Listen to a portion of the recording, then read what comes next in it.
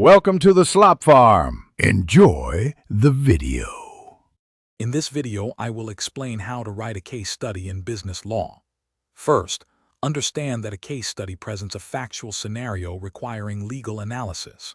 You'll need to identify the core legal issues, research applicable laws, and then apply those laws to the given facts. The ultimate aim is to provide a well-reasoned legal conclusion or recommendation, much like a legal professional would. This structured approach ensures clarity and persuasiveness. The IRAC method is a fundamental framework for legal analysis. Begin by clearly stating the issue, the specific legal question your case study addresses. Next, present the rule by outlining the relevant laws, statutes, or established legal principles that apply. This section should be precise, citing the correct legal authority. This structured approach helps organize your thoughts and ensures all critical components are covered. The application section is where you critically analyze the facts using the rules you've identified.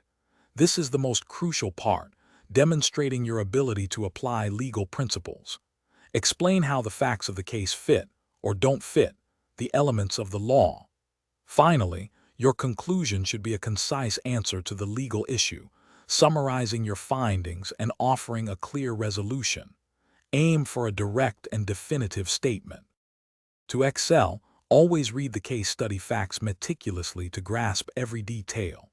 Organize your thoughts before writing to ensure a logical flow.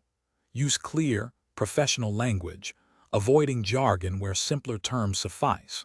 Remember to support all your arguments with sound legal reasoning, referencing the rules you've discussed. A well-structured and reasoned case study will always achieve a higher score and demonstrate strong analytical skills. Thanks for watching. Consider subscribing if we helped you today.